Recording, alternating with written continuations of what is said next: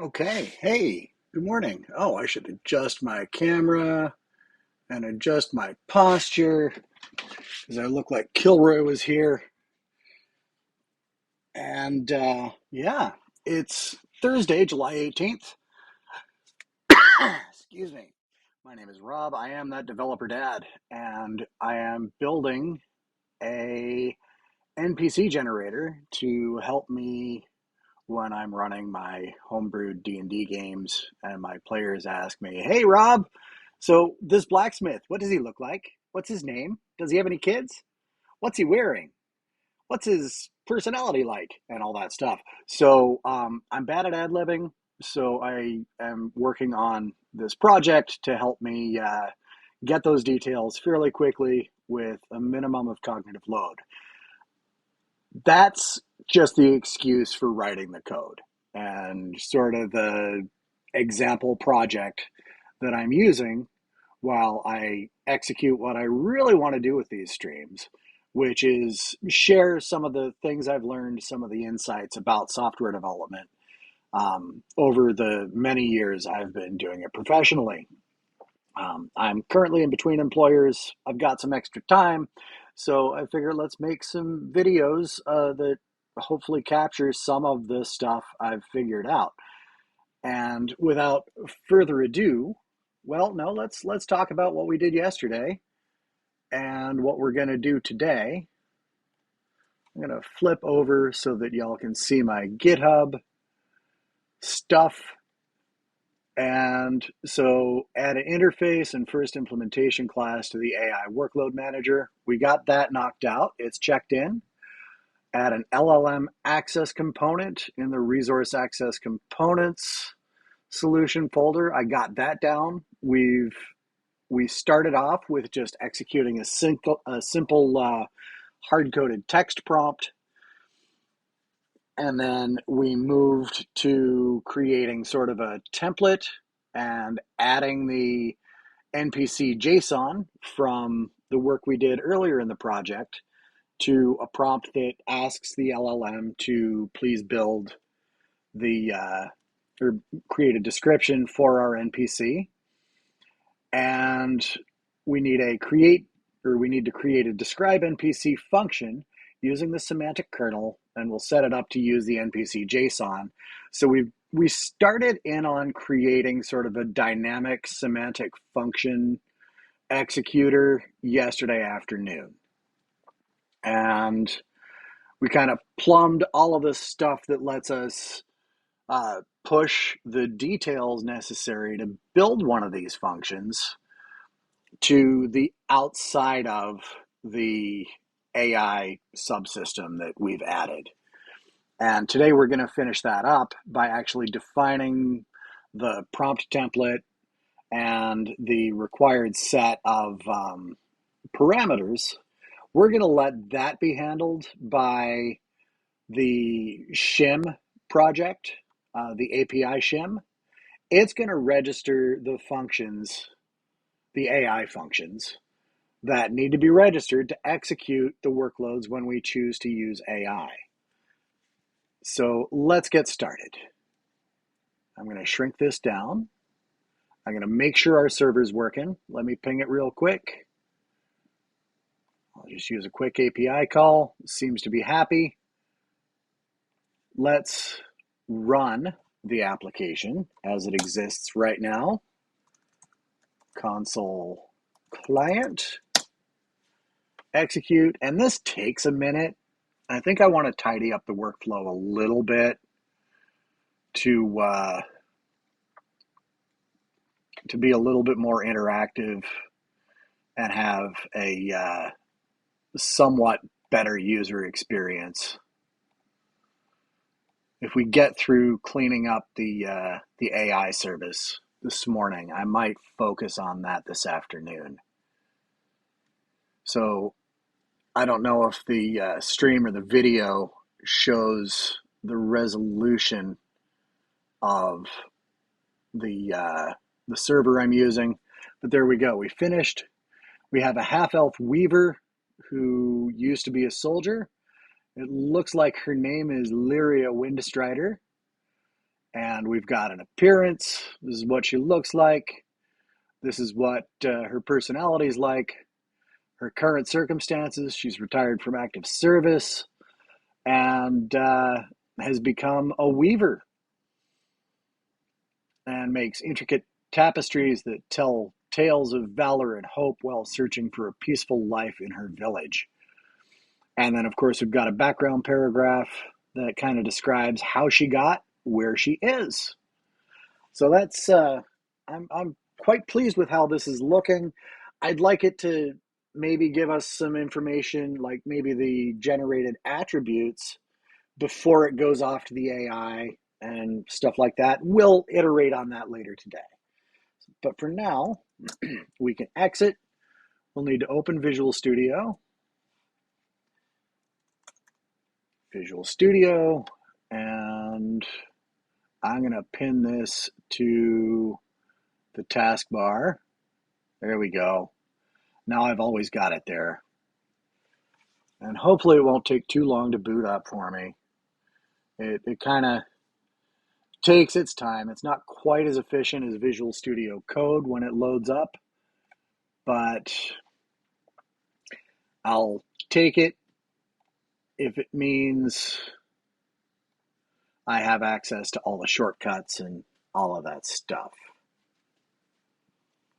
Here we go. We are going to open GM Tools. We're loading.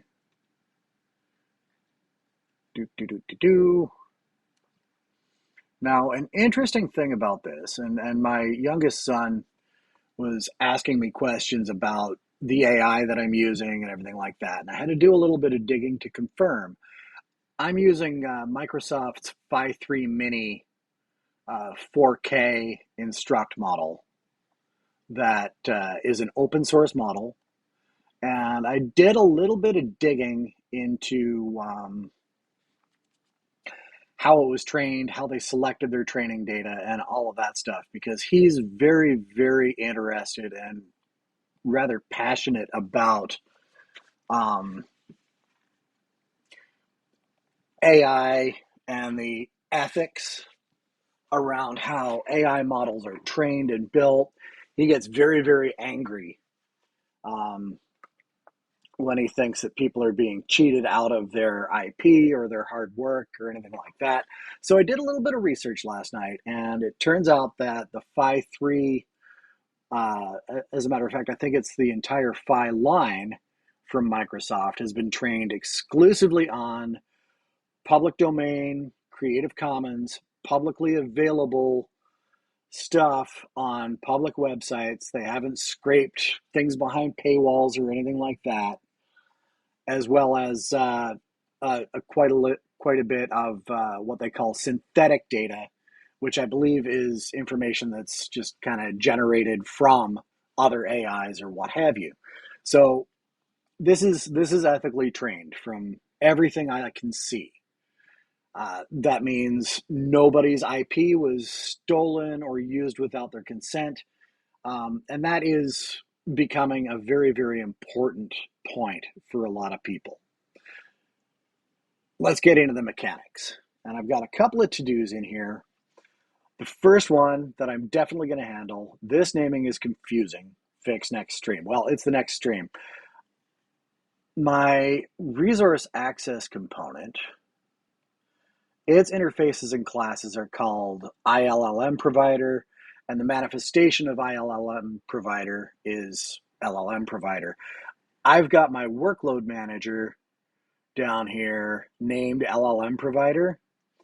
I need to change that because it's not actually the LLM provider, it's our workloads. So I'm going to rename this, just the variable name, to AI worker. And I can get rid of that to do. Shift function option back to the start. I found the right keyboard keystroke combination to do that on Windows that I'm remoted into from a Mac. Whew. But we got it. Register the describe NPC function with the LLM provider. All right. So our describe NPC thing right now it lives as a hard-coded method on our AI worker. And we don't want that. What we want to do is not have any of our NPC generator. Hey, Diggs, I just had somebody come into the stream.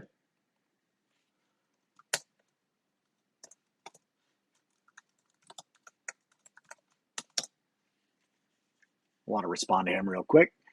Okay, so describe NPC has nothing to do with executing AI workloads, and it's got everything to do with generating material for a role-playing game. So I don't want this describe NPC method on the AI workload manager. Instead,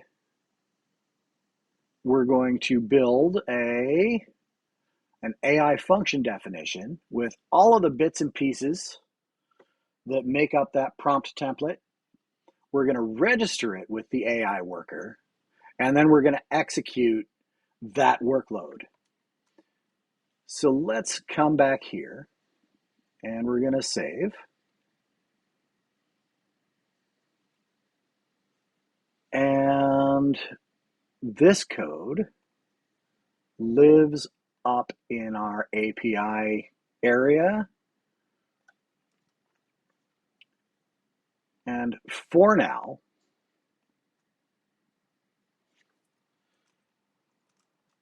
AI workloads,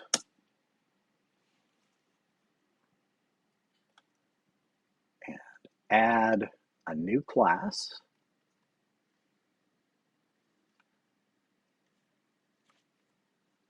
And let's call it chargen functions.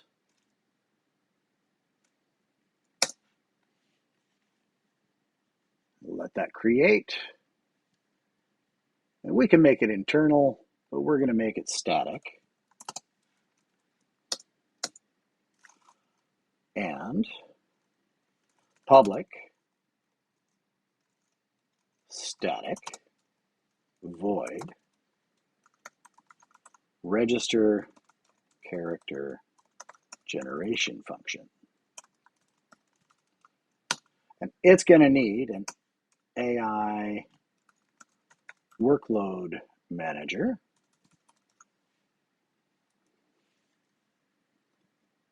Predefined AI workloads, okay. We need to fix that. We got to use that.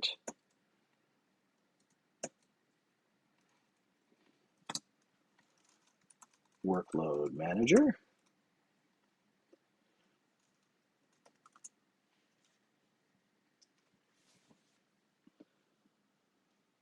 And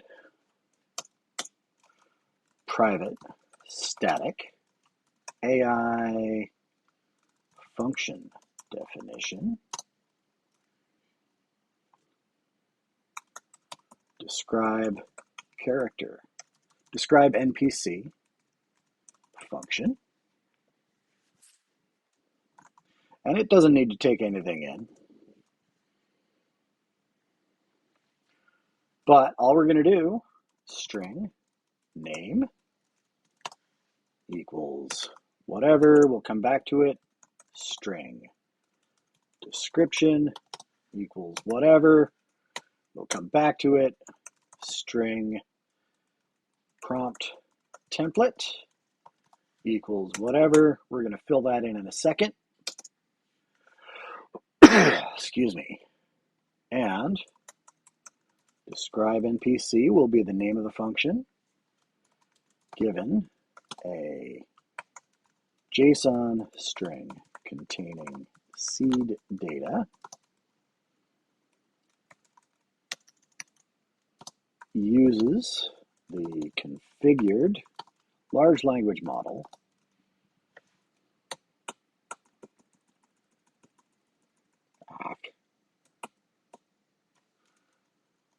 generates a description, text description,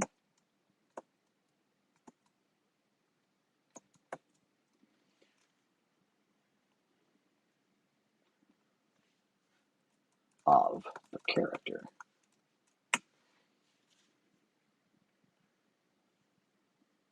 Our template, we got to go over to the AI Workload Manager. And we're just going to grab this whole thing. We're going to copy it,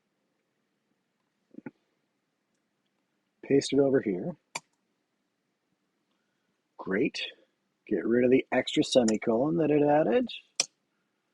And AI function definition. Function def equals a new AI function definition.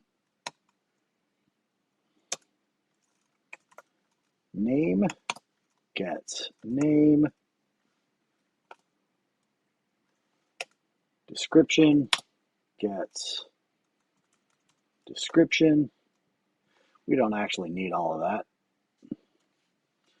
but we're going to keep it. And prompt template gets prompt template. And let's tidy this up a little bit. It doesn't like prompt template. I bet I named that parameter a little bit differently.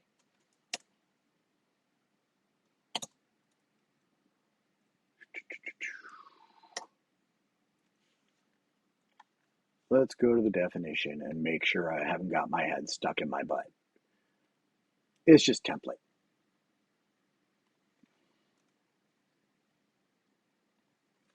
Let's come all the way back here. Template is prompt template. Great.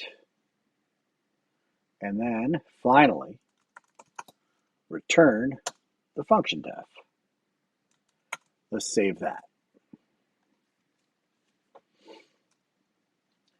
Now, we need to push this into the workload manager. So, workload manager, not underscore, but workload manager dot register AI function.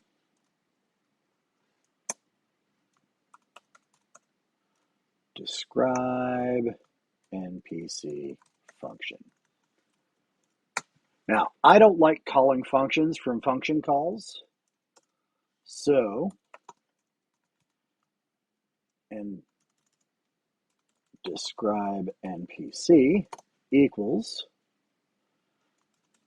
describe NPC function, boopity boop, and now I'll pass that as a variable.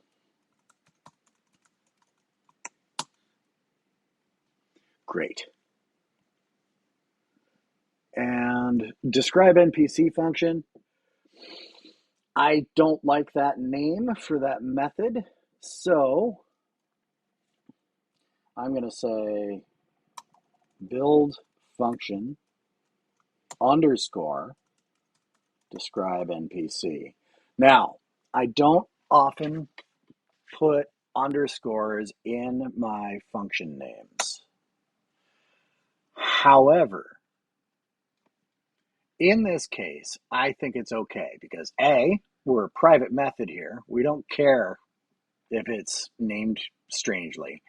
But when I need to create another function like this, it'll help me know exactly what that function's going to do.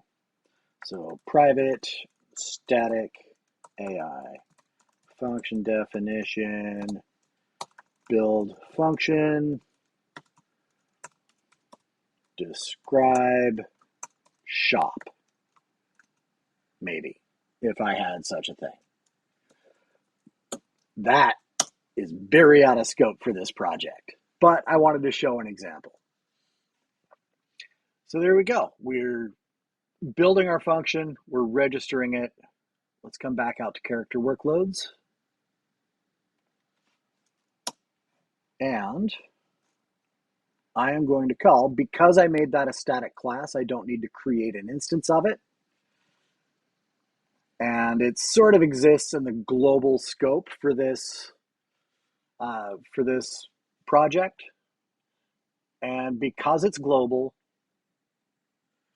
and because I don't want it visible outside of the Game Tools API workload provider, I left it as an internal class. That means nothing outside of this particular C# project can even see this character generation functions. It's meant only for internal use. So we're going to go chargen functions dot register character generation functions. We're going to hand it the AI worker. There we go. I do need to rename this parameter because, like I said at the start, LLM provider is an actual component that's deeper into the stack. And I don't want to use that variable name for my workload manager. So we're just going to change that to AI worker. Great. So now all our components are happy. Here's describe NPC, AI worker.describe NPC. We don't want to do that. We want to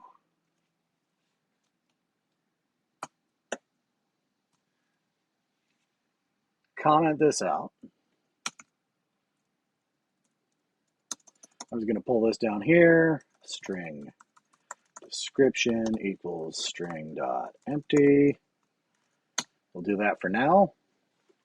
And the AI workload manager accepts. Hey, how's it going, Black Bag Software? It's got a method on it called execute function async.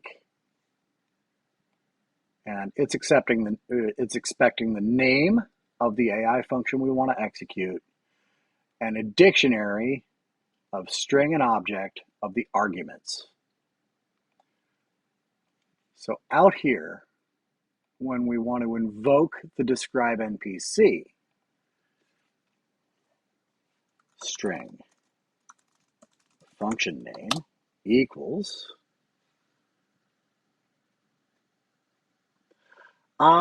I'm not persisting the AI generated data yet. I haven't gotten to that part.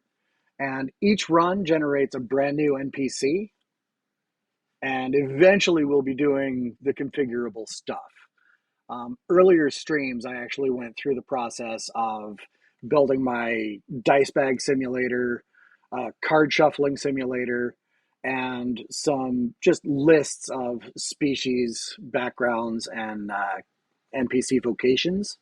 It chooses those, stuffs them into a JSON object, and then I submit that JSON object with this prompt up to a locally hosted LLM. We're going to get to see that whole thing work in just a few minutes as soon as I'm done actually writing the code. So my chargen functions, I've got build function, describe NPC. That's great. I need to public const string chargen function. No, we've already got that. Function name underscore. No. AI function underscore describe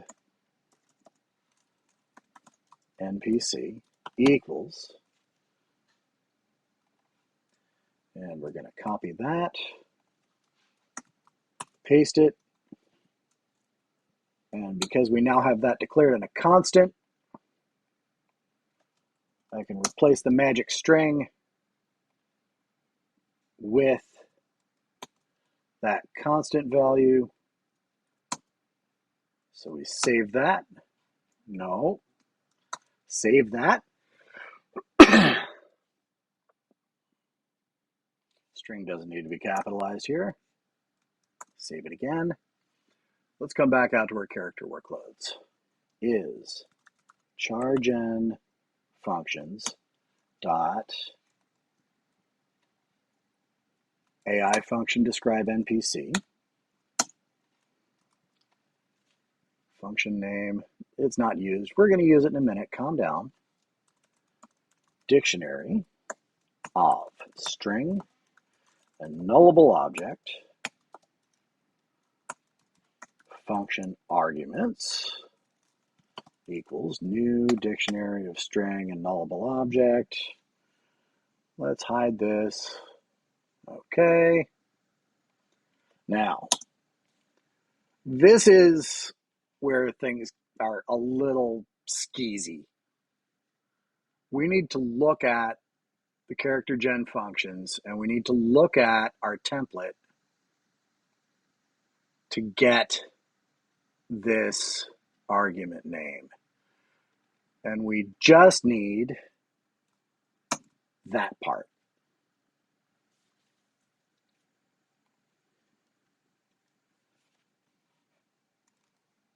So function args dot add. The key is going to be the NPC JSON. The value is NPC JSON. And now theoretically, we should be able to go AI worker dot execute function async.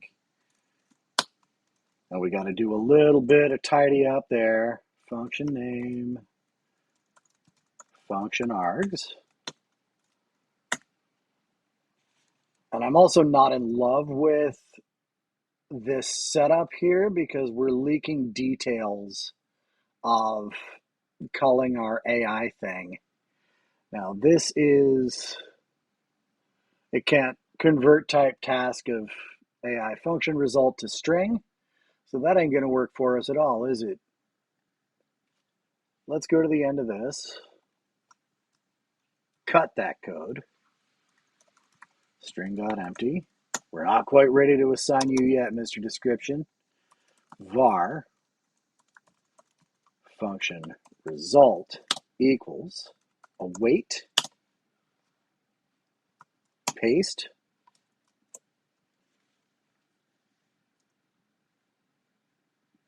and then if function result dot is, do I have successful? I thought I had added a successful to that. Go to implementation of this guy. Oh, go to definition. It's not going to let me see the definition. Grr. Down here in our workload manager, in the contracts,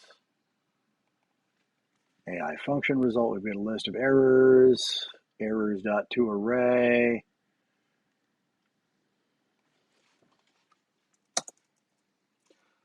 Public bool is successful. And we're just going to do a method bodied thing. Errors dot count any is false. Save that. Character workloads, if function result dot is successful.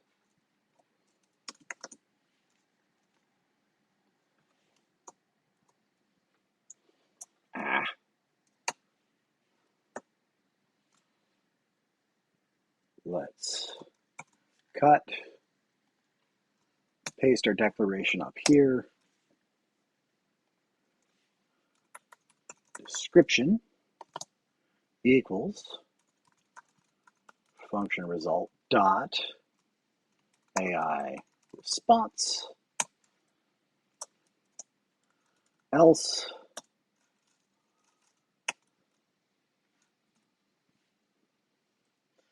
you know what? I don't want to throw error stuff back as the description. We're just going to leave description blank.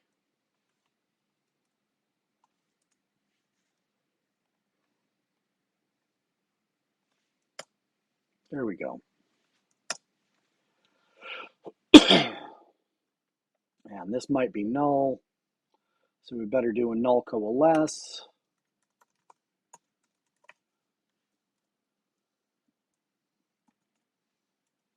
Empty, boop, save it,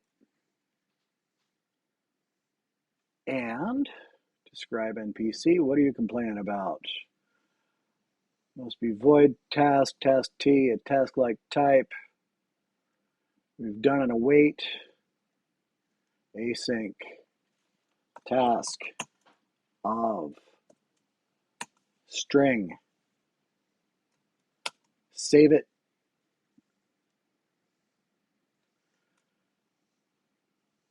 And we can get rid of this. Goodbye. I'm going to come up to the AI Workload Manager and I'm going to comment this out just for now. Now it's going to complain real hard because I've got describe NPC on that interface. But we don't want that on our interface. So we're going to comment that out. Let's save everything. Come into character workloads, generate NPC, AI worker.describe NPC. No, we are going to go to this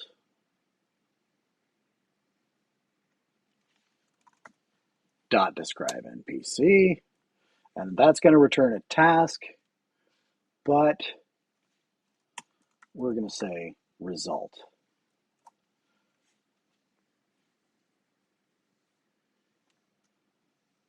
We're not going to use await here.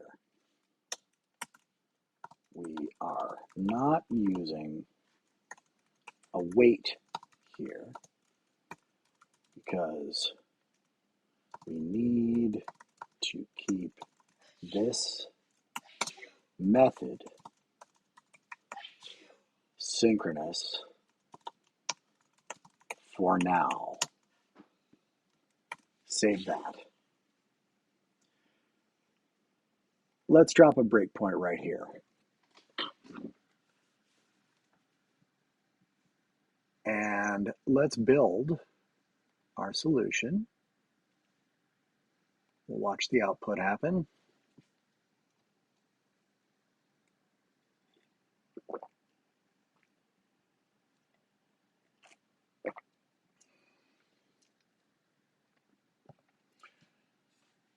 Character workloads does not implement interface member character workloads.describe NPC. Oh, yeah, of course. Because I drastically changed the nature of this this method. It now returns a task of string. And that should fix our compiler error.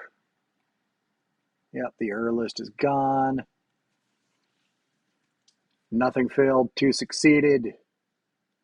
That's good. We've got our character workloads, which is going to be invoked by program. And let's go ahead and run this thing. I want to go out to the console app real quick and make sure I am invoking it with true. I am. Good. Let's run it. Let's see what we get. And we're going to step through. So it's compiled. Our NPC JSON is app.generate NPC. True. Good. Let's step in. Step over that. We've generated our townsperson, who is of class townsperson, and there's all kinds of empty stuff and partially defined classes and so on. The other day, I created a method that allows us to clean up that JSON. I'll bring up the JSON visualizer here. And all we've got is a half-orc who is now a farmer who grew up as a soldier.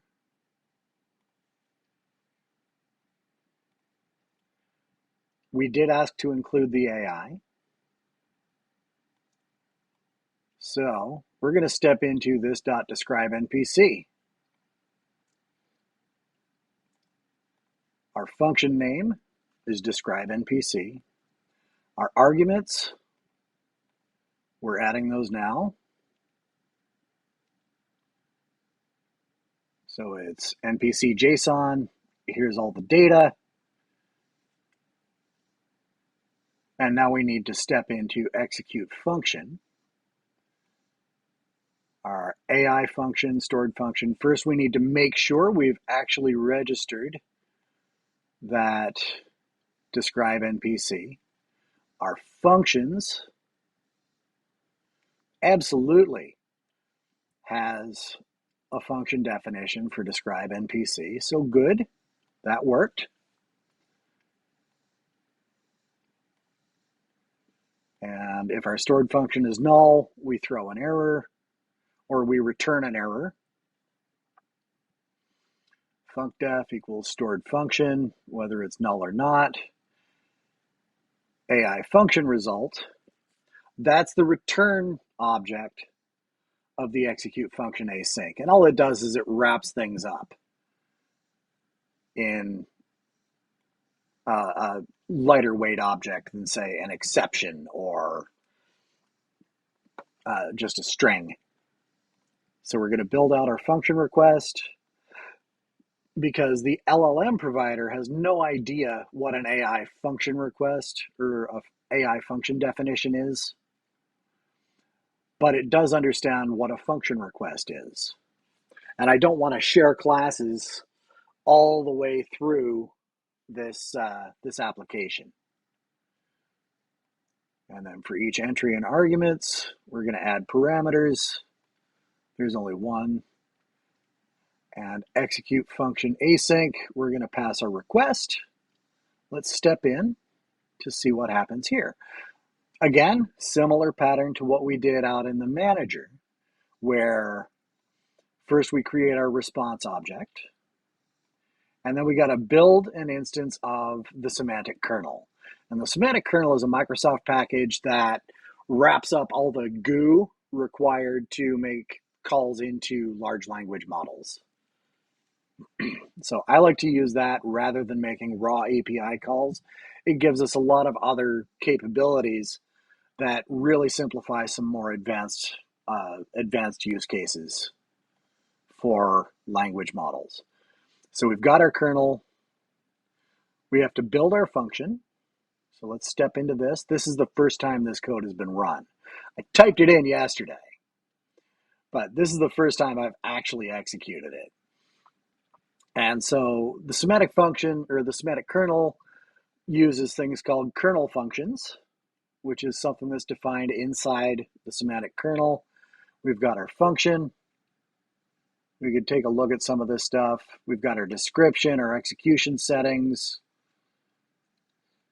prompt execution settings, default, value. We've got extension data in here. Temperature is 0.7, 1,000 max tokens. That's actually a little generous, but all right. And we can return our function.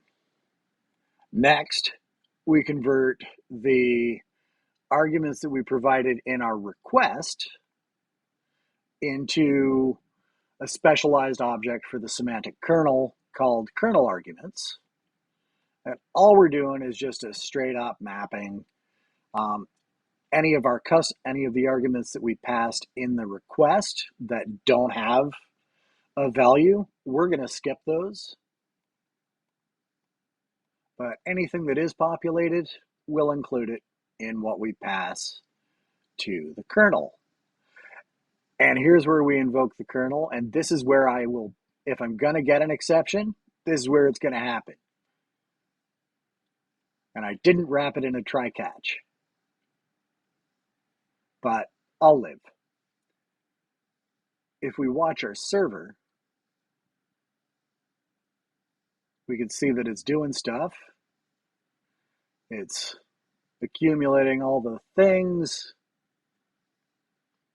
It's working hard to generate, doing all of this stuff behind the scenes, and it seems to be working successfully. That's great. And I could stream this result, but nah.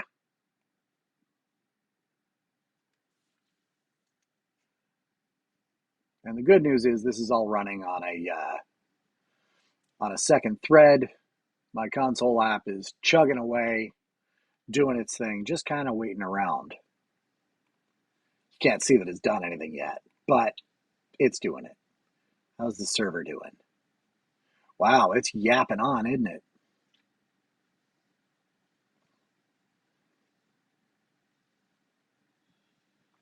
Okay, so we have a function result. And if we just toString it, it's going to go in, grab the LLM answer, and return that as the value when we call toString. But something we have is some metadata. We've got our prompt filter results. There aren't any prompt filters, or are there? I didn't add any prompt filters.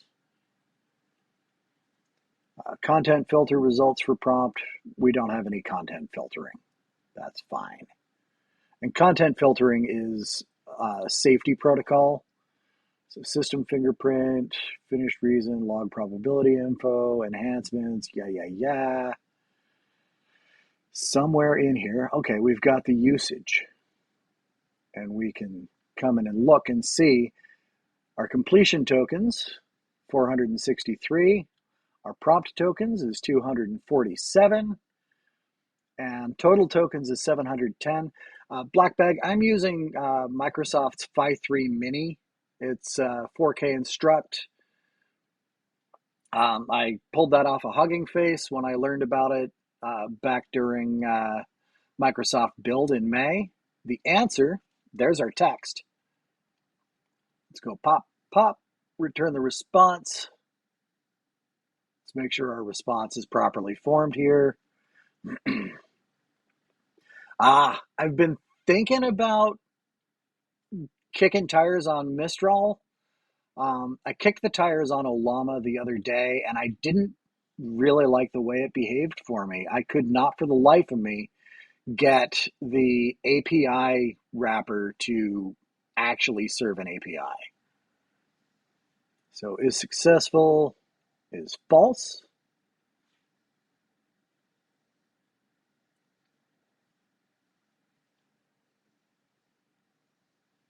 Is success, why is this successful false?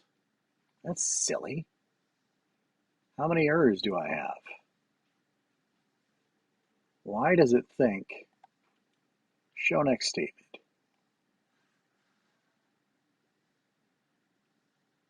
I don't have any errors. Oh, the instruct, I'm not absolutely certain what the instruct in the model name means.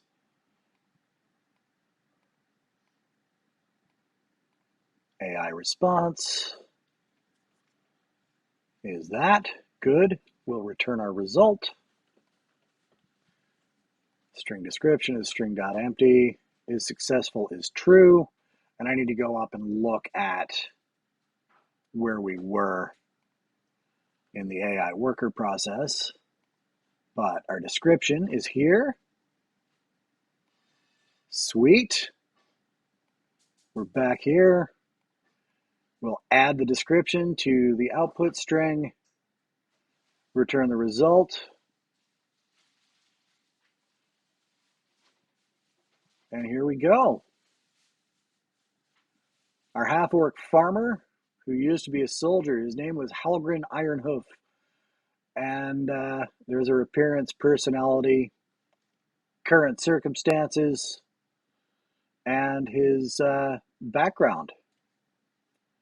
So I'm pretty happy with how that worked out. Voodoo, yes.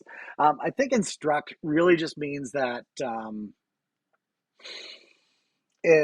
model can be used, can be fine tuned if you know how to do those things. And I've Googled it, but I haven't really dug into it because I'm not a Python developer, and they start throwing crazy machine learning stuff around and try to force me into using Python to do fine tuning and all of that stuff. And I don't understand that.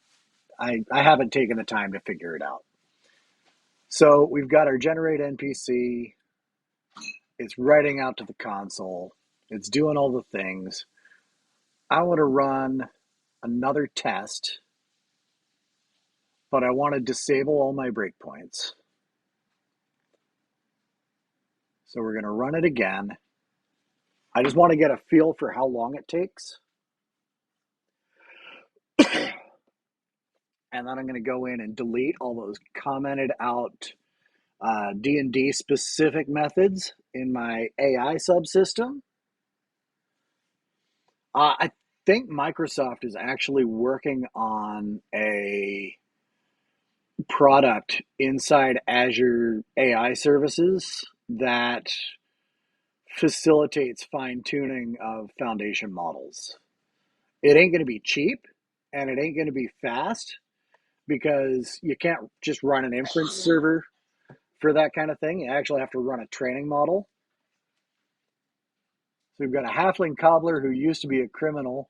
This sounds like one of my character's relatives.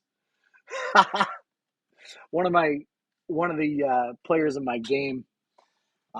They come from a family of cobblers, and their character wanted to become an artificer, and kind of was the black sheep of the family and everything like that.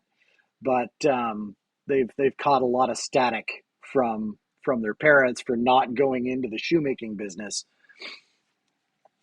and instead becoming an artificer that went on to save the continent that they live on from the Blood War and some bad dudes from the Shadowfell and all kinds of stuff. But yeah, it's funny that it generated a halfling cobbler. I'm going to have to send this to that player. I'm going to... I hate that right click doesn't work in a console window. Copy that, and I'm going to paste this into a note and send it to Lucy later on.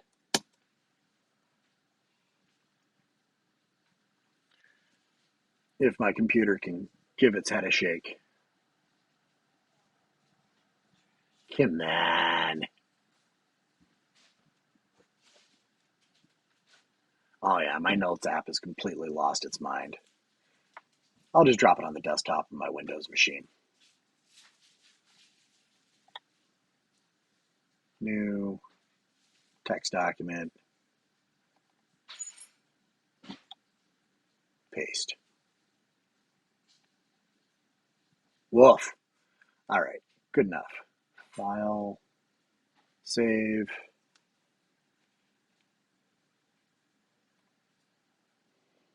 Close. Oh, that's fun. All right, Visual Studio. That. Do we have any kind of logs on how long it took? Finish, reason, stop, usage, prompt token 245, completion tokens 250, total tokens 495. Now, I don't know if you can actually host a Phi3 mini instance in Azure OpenAI services, but if I were to run this in Azure using GPT 3.5, so we've got 495 and per 1,000 tokens. Oh shit, now I got to figure out how to do the math. So Where's that notepad?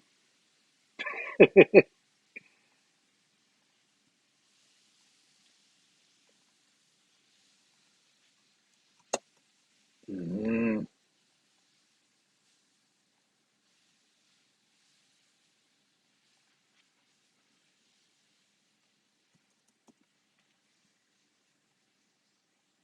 let's just come here, give me some white space.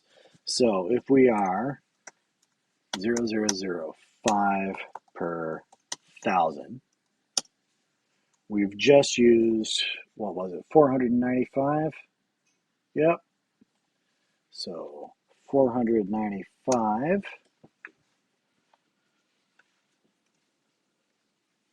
tokens. And it's actually not quite that, it's input. And for output tokens, it's a different price per 1,000 output. So input tokens equals, how many did we use? 245. Output tokens was how much? Let's pull that notepad document up. 250. So that's approximately 1,000 or a quarter. So 0.0005 times 0.245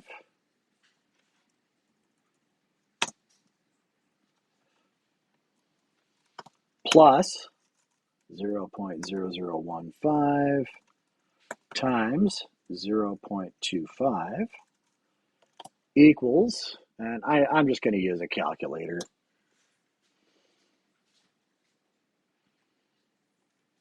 So 0.0005 times 245 is that. Over to my other screen you go. 0.000122 plus, and then we do 0.0015 times 0.25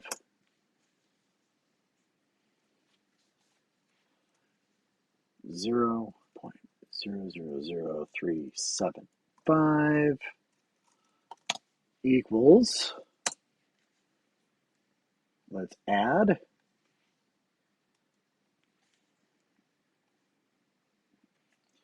0.000122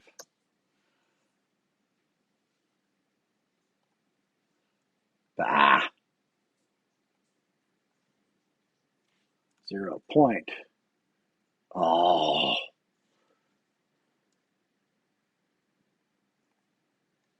clear. I screwed up. 0.000.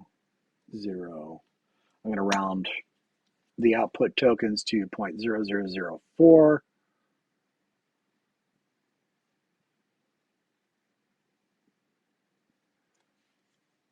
And the input tokens, we're going to round to 0.0001.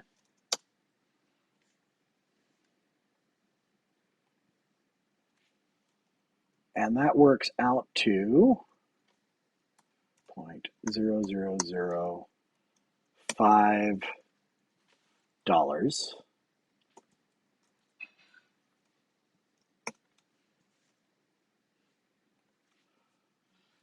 per character generated in token costs. Not bad. So I can generate 20 characters for a penny if I were to host this in Azure and use the GPT 3.5 model. Cool. Very cool. So yeah, that's some food for some thought.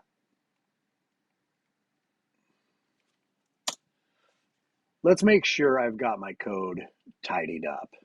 I actually want to save this so I don't lose it, so I can send it to my friend later. All right. So our character workbooks, let's just super quick take a look at the files we've altered here. So register the describe NPC function with the LLM provider. Great. That's good. We don't need this extra line of empty space there. Character workloads, go to definition.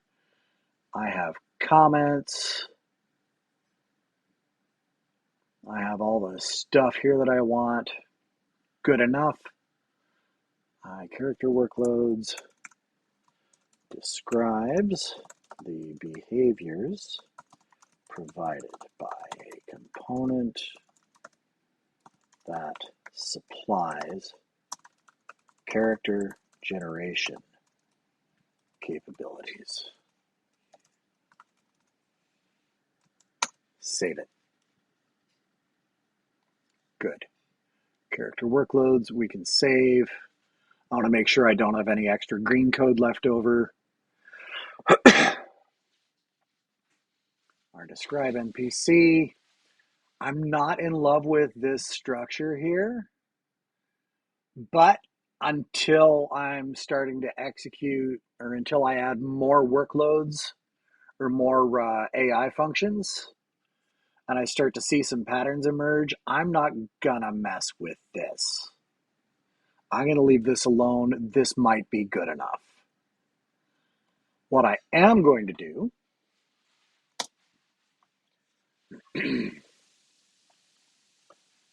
is we need to build the request object expected by the AI Workload Manager.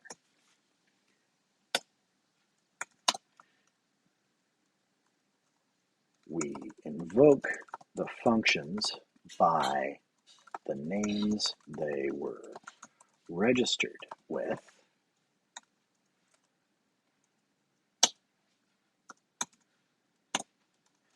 We need to provide a dictionary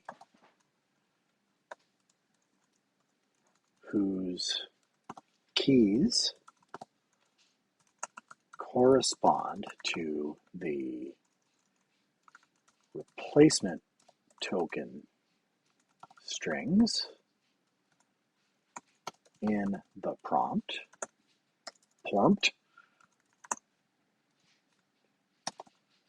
The values are what we want injected into the prompt template. And I shouldn't say in the prompt, I should say template. The values are what we want injected into the prompt template in place of those replacement tokens.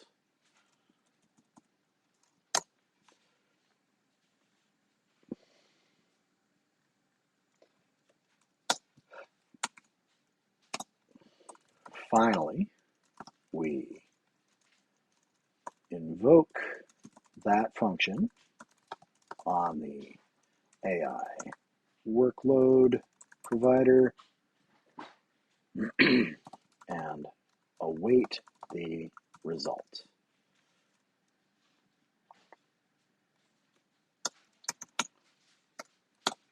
If it's successful, we should have an answer from the AI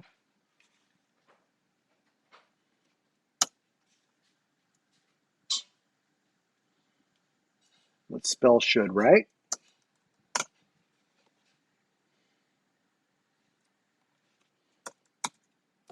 If it's not, the output of this method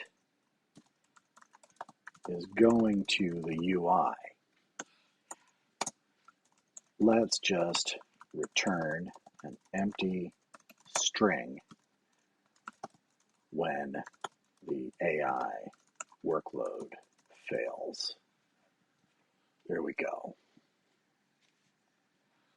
I am going to do something here.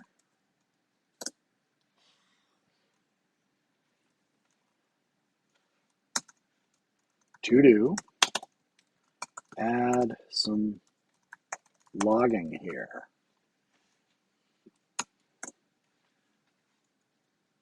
And description, excuse me, string.empty. Just in case something found its way into that description somehow along the way. And then we return our description. Generate NPC. There's not a whole lot to do here. Serialize T instance. All right. And this file is good. Charge end functions. I'm pretty pleased with this. This is self-documenting. It doesn't need any comments about why or anything like that.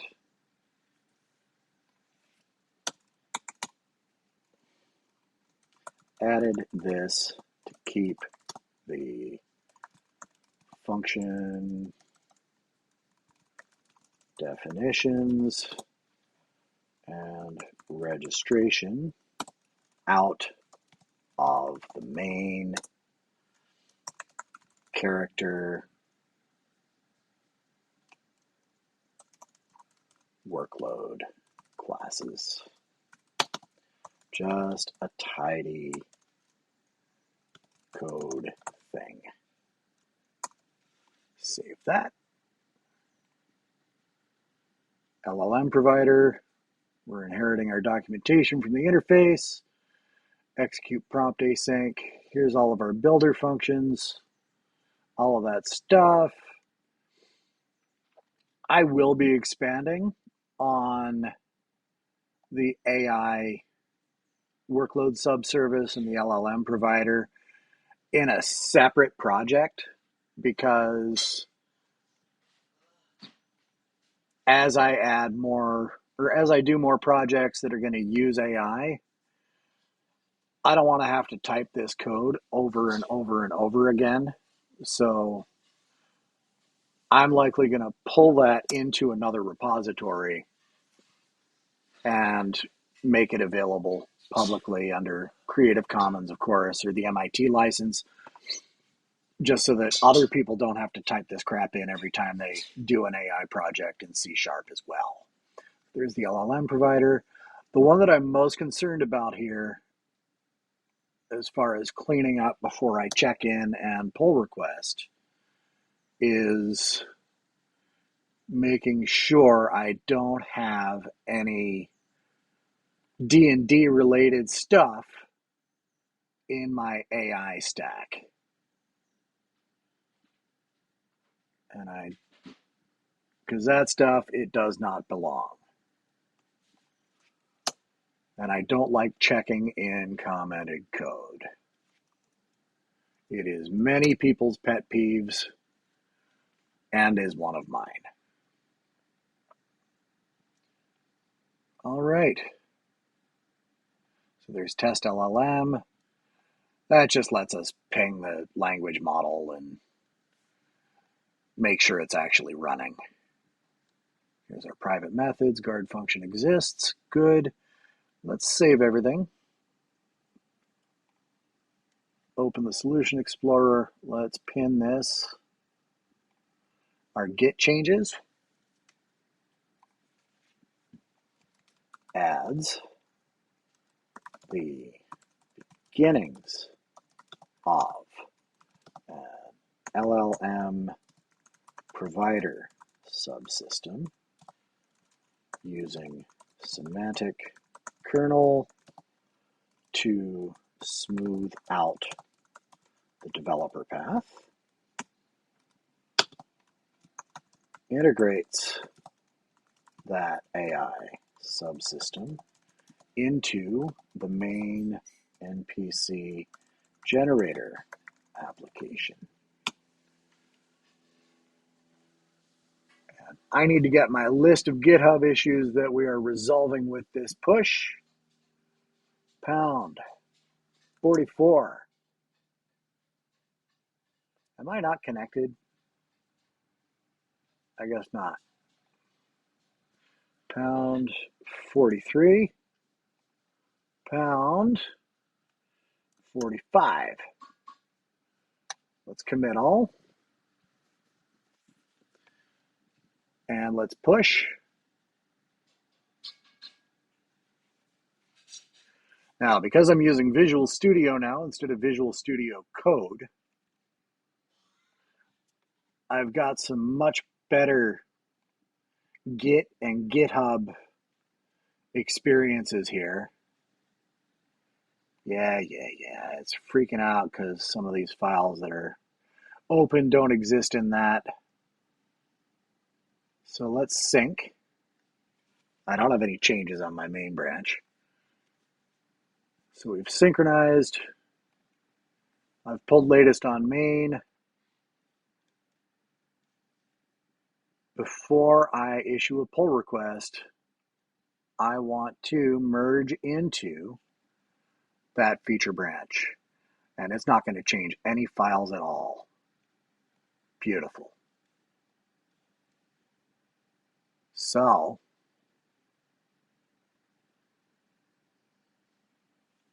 where is the pulley downy thing? All right, I don't have any commits.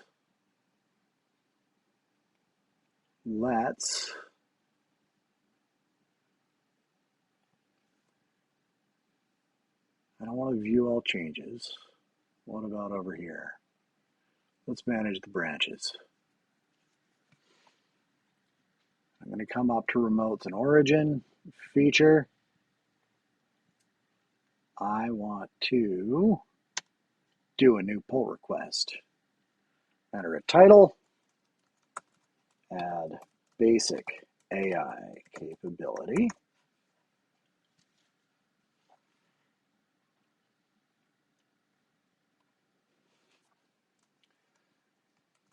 Adds AI capabilities.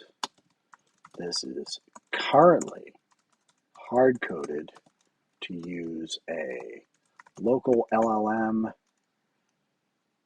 being whose API is hosted on localhost port 1234. Create it. Very good. I'll come over here, do this, come to main. I've got some pull requests. Here we go. I'll assign myself labels, coding, projects. I'm going to attach this to GM Tools MVP. Development, successfully merging this pull request may close these issues. This one, and this one, and that one.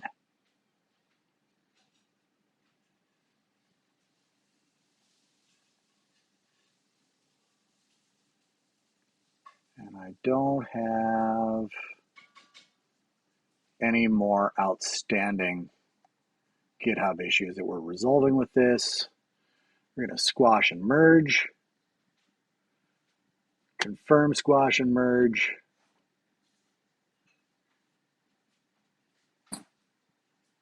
Let's take a look at our issues. Those have been closed as done. Great. This afternoon, improve the user experience of the console application by generating and displaying the non-AI part first, then prompting whether to get an AI description. Do it. I'm going to convert this to an issue, assign myself. Great.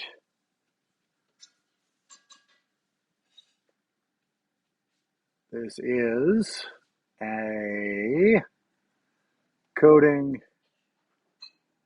enhancement.